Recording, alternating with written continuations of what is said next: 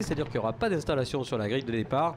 Dès que le Pace Car aura terminé ce tour, qu'il est en train d'ailleurs de terminer à l'instant, eh bien il va s'effacer et laisser la course s'exprimer. On voit Rudy Servols et Ronald Basso dans cette phase d'observation qui est toujours très intéressante. On est archi concentré, on est hyper motivé. On cherche évidemment à s'extraire au mieux de cette grille de départ. Regardez l'attitude de Servols. Voilà, il va rejoindre la première ligne et les feux vont passer au vert. On sait que ça va attendre un petit peu plus que d'habitude. Allez, c'est parti pour ce départ du Super Tourisme, mesdames et messieurs. C'est parti pour ces 12 tours de course sprint réservés aux ces voitures extrêmement puissantes. Côté d'ailleurs détonner ces moteurs au freinage là-bas.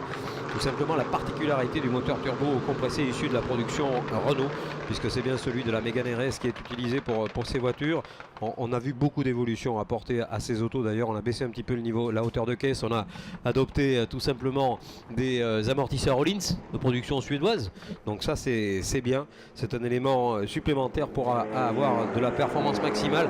Et très bon départ de Rudy Servols, très bon départ de Ronald Basso également. On n'est pas en train de chercher autre chose que la performance maximale. Et Ronald Basso, attention, il y a eu des changements derrière à l'issue de ce tour-là. Et oui, Rudy, il est en 3e position. Derrière, ça a attaqué peut-être pour Raymond 10. On attend d'avoir des confirmations de ce côté-là. De cette position pourrait venir quelques bouleversements du premier tour. On sait que ces premiers tours sont importants en sprint. Il faut vraiment être très vite dans le rythme. Et là, ce jeu, Ronald Basso a été le plus rapide à s'impliquer dans ce rythme. Bon, à l'attaque de la 77, bien vu pour Benjamin Lagier. Ouais, mais bien vu, mais peu de temps malheureusement, puisqu'ensuite on a traversé la piste pour aller dans le bac. Là, ça repart à la sortie du trottoir, mais ça va être un peu compliqué pour revenir dans la position qui était celle de Benjamin tout à l'heure. Sur la grille, il était 6e, il était remonté jusqu'à la 5e place. Et devant, confirmation, donc il y a eu un petit peu de changement dans la hiérarchie. L'avance prise par Basso est déjà importante et c'est la numéro 4 de Bortman. Très bon départ de Christian Botman qui veut bien faire évidemment pour avoir un endurance et bien un niveau comparable à celui de son fils Sacha. Et pour l'instant, le pilote Sodextra qui est en train de, pour l'instant, résister à Rudy Servols, leader du championnat. Rudy qui va attaquer au freinage peut-être là-bas au bout de la ligne droite. Il va falloir aller sur les freins très tard. Wow, ouais, c'est passé limite. Et il est à la corde. Il est bien placé. Ah, malheureusement, contact. Mince alors, contact avec Botman. Contact assez violent avec Christian Botman sur le croisement de la trajectoire. Il y a eu une incompréhension entre les deux pilotes. Et Rudy Servols qui se trouvait à la corde en fait a percuté bien involontairement, puisque ça aurait pu lui aussi l'éliminer, Christian Botman. Christian qui malheureusement est parti dans le sable.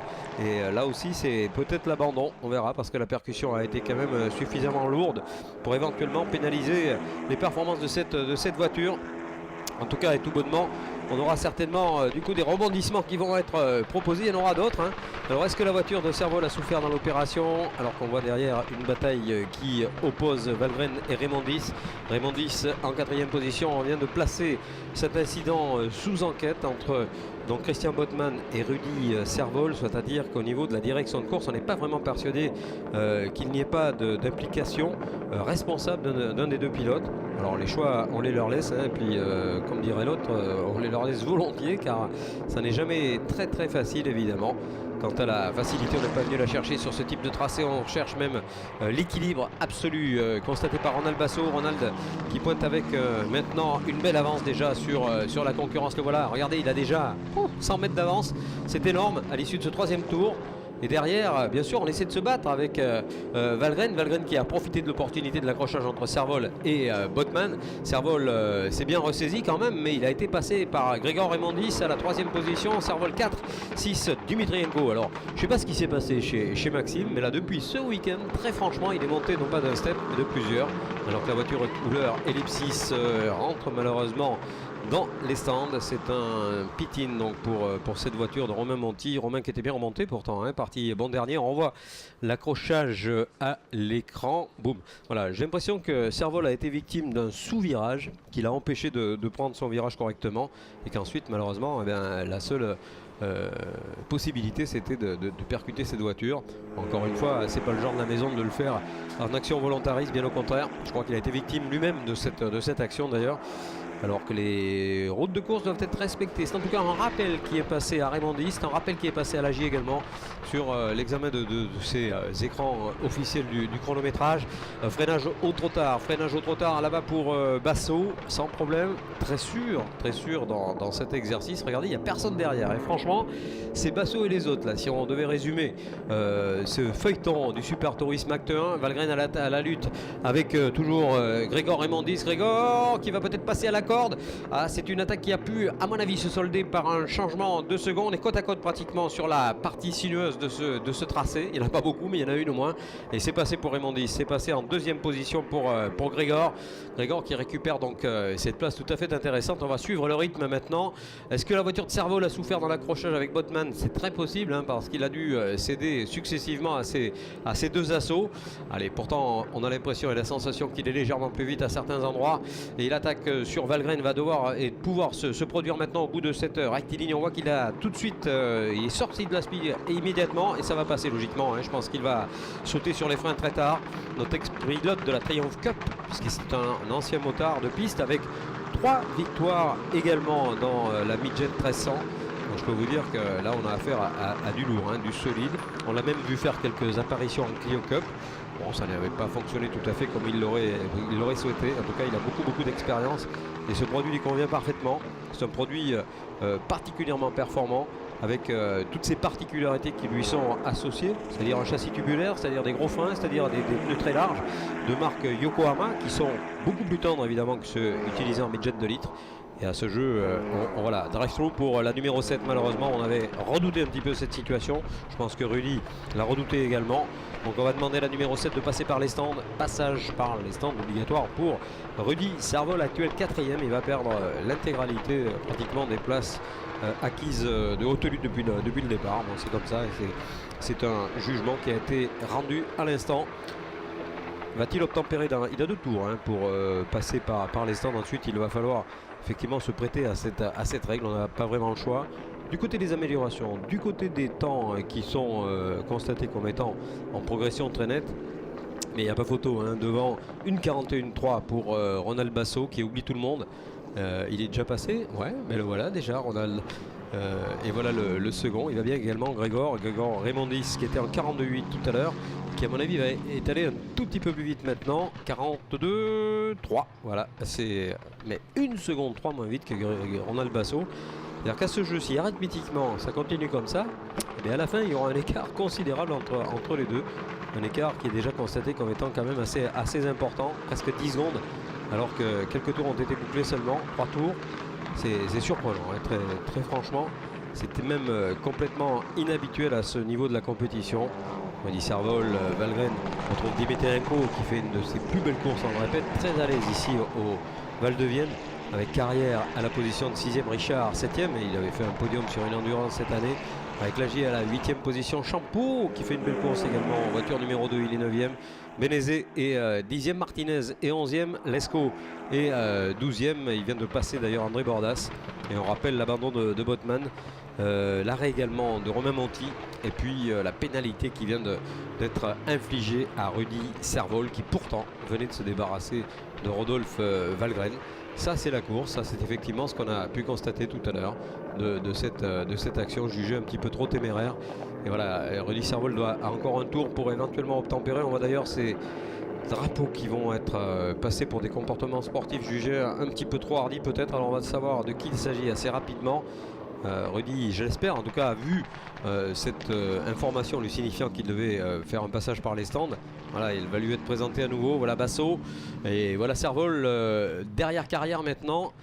Mais il va falloir s'arrêter, cher Clermontois, Cournonnet, car sinon ça va être compliqué. Voilà, je pense qu'il l'a vu maintenant, il le voit bien, il n'y a pas de souci. Il sait qu'il a quelques passages encore, le pilote Bavaria de Cap Liberté qui doit s'arrêter. Et qui doit, non pas s'arrêter, mais passer par les stands. Cette pénalité liée à cet accrochage avec Christian Botman tout à l'heure. Les meilleurs tours, 41.4 pour le leader, c'est énorme. Raymond Dis en 42.166, le plus vite des trois. Eh bien, c'est évidemment Basso, mais derrière, c'est pas bien loin. Pour 2 pilotes qui améliorent leur performance, c'est Servoz et Valgren qui sont tous les deux crédités d'1 minute 42.0. Donc on n'est pas bien loin de passer sous la barre des 42. Est-ce qu'il y en a d'autres dans ce cas? Non, pas vraiment. Seul il parvient avec un brio assez inouï. Notre ami Ronald Basso qui a pris de large, qui a tout simplement pris des affaires en main sans douter de quoi que ce soit au moment du départ. Il a tout de suite été extrêmement incisif, détenteur de la pole position en 39,4. C'est-à-dire qu'on est encore à 2 secondes du temps de la pole qui était absolument remarquable. Et on le voit au trottoir, il n'y a plus personne dans ces rétros. Regardez le temps qu'il faut attendre pour voir arriver le second. C'est pas commun ça, franchement. Avec Georges Clavier, on se regarde et on se dit mince alors, qu'est-ce qu'il a mangé du lion peut-être. En tout cas de quoi faire parler la puissance de cette voiture. Et puis surtout l'exploiter au maximum, alors que là il va falloir que Rudy rentre, hein. Franchement sinon ça va être le noir et ça serait pas bon pour le moral.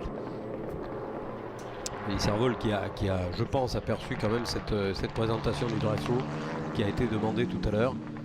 Rudy qui va passer une nouvelle fois justement à cet endroit de la ligne où les rappels sont opérés. Allez, là, il va rentrer ce coup-là. Je pense qu'il va rentrer maintenant pour le drive-thru. Voilà, c'est fait pour... Oh non, ouais, ben non.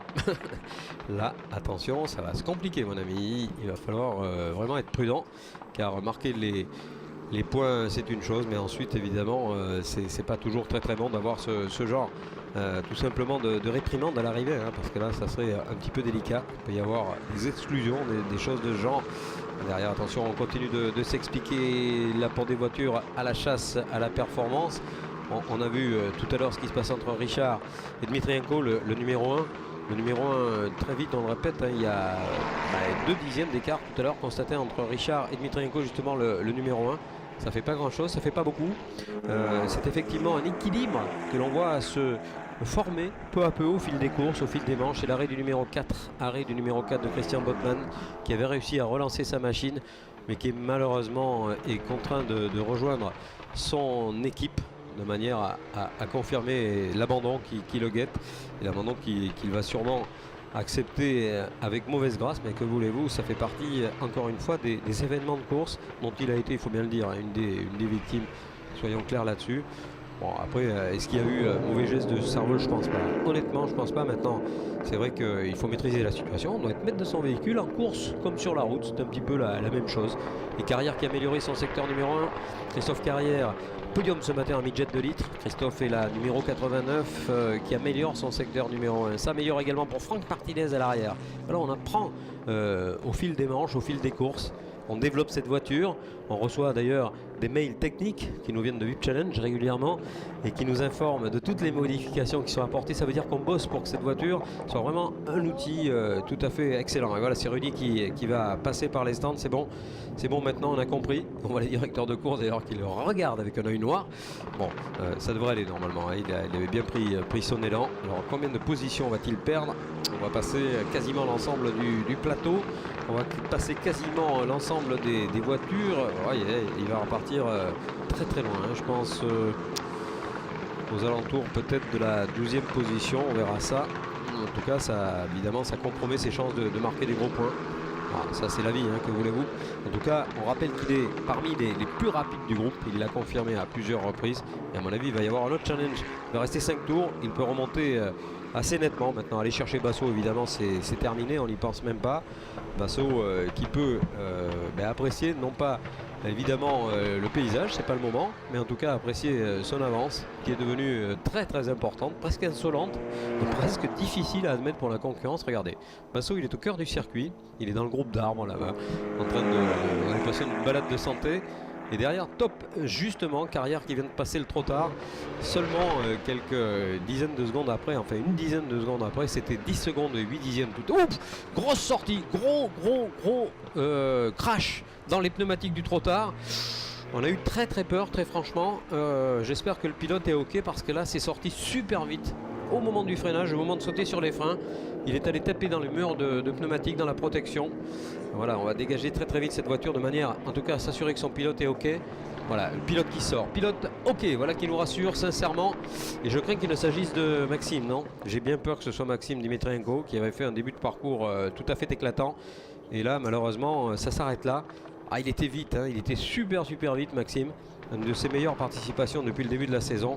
Tout ce qui nous importe évidemment, c'est qu'il soit indemne, qui va pouvoir remonter cette voiture et surtout bien participer à l'intégralité de ce meeting, même si on regrettera évidemment son recul au niveau du classement. Ça c'est finalement assez secondaire hein, lorsqu'on a vu la violence du crash.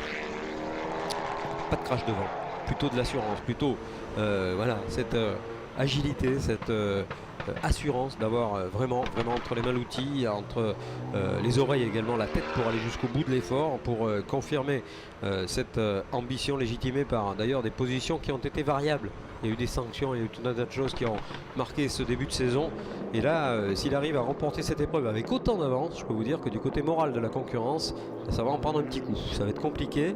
Basso sur une autre planète, encore une fois, Ronald qui pointe avec plus de 11 secondes d'avance, presque 12 secondes d'avance. C'est absolument considérable et même carrément inhabituel. Ça veut dire qu'il développe ici des qualités sur un tracé aussi compliqué qui sont absolument éclectiques et certainement très difficiles à égaler. Ronald Basso qui va marquer de son empreinte cette course 1. Ronald qui va passer une nouvelle fois alors qu'il va rester 3 tours. 3 petits tours et rejoindront l'arrivée l'ensemble de ces voitures. Super Tourisme, 300 chevaux, conception franco-française. Jean-Philippe Dérault, bien sûr vous le connaissez Jean-Philippe, hein, il a tout gagné dès qu'il s'installe dans une voiture. Eh bien, ça devient un killer lui aussi.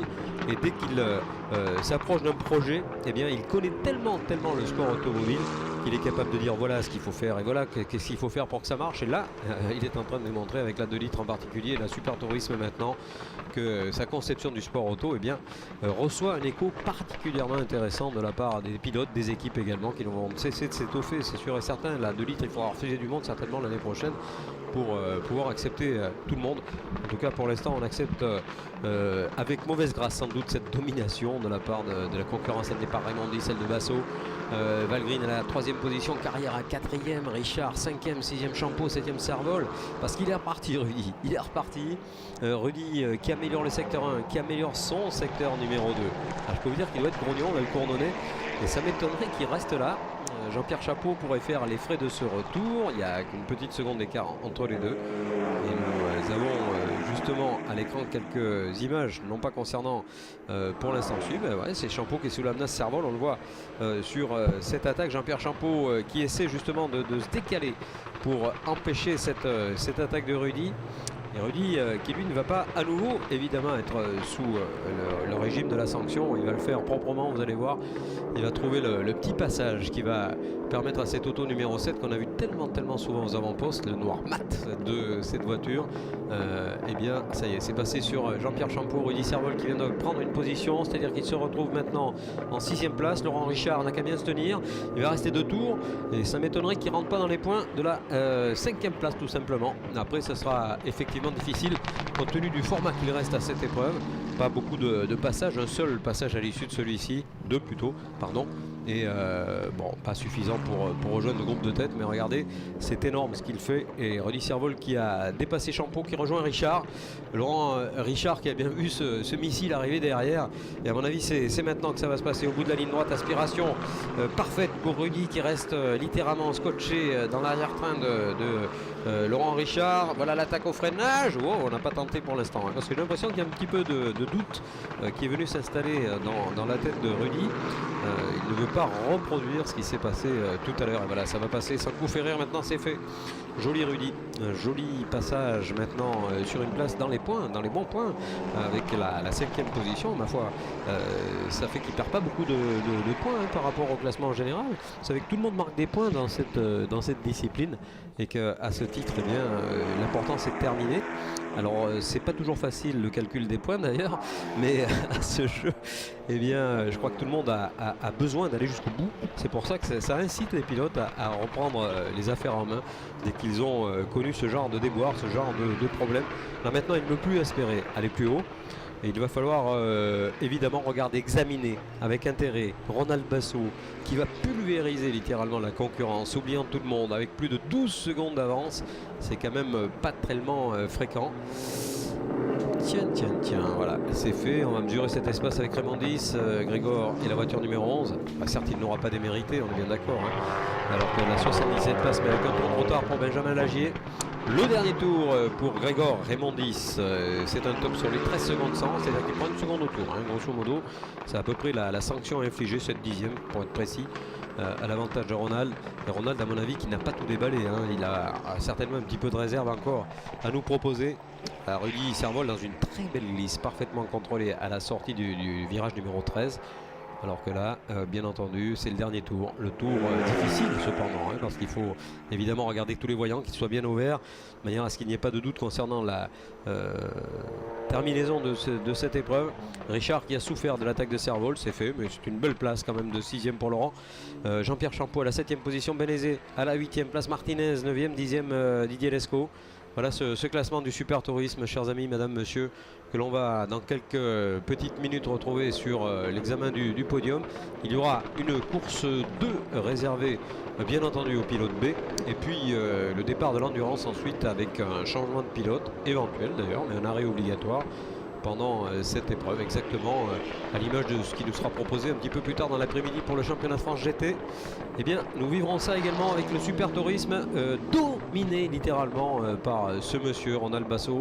Chers amis, que je vous invite à applaudir pour son tour de décélération, parce qu'il aura fait une démonstration absolument inouïe de cette performance qu'on a déjà à nombreuses reprises aperçue. Victoire de Ronald Basso, voiture numéro 92, deuxième position, on attend Grégor Raymondis, la numéro 11. Le voici Grégor, il voit passer son pote dans la ligne droite, mais c'est de l'autre côté. Vraiment on a cet écart impressionnant. Bon, c'est vrai que Raymondis, se voyant seul, n'a peut-être pas forcé non plus. En tout cas, c'est la deuxième place, c'est bon pour les points. Valgren à la position de 3e. Voilà le classement devant Christophe Carrière, qui décidément a bien failli faire un deuxième podium aujourd'hui. Rudy Servol 5e, 6e Richard, 16e Champeau, 8e Benezet, 9e Martinez et 10e Lescaut. Chers amis, on se retrouve dans quelques petites secondes pour la cérémonie officielle du podium.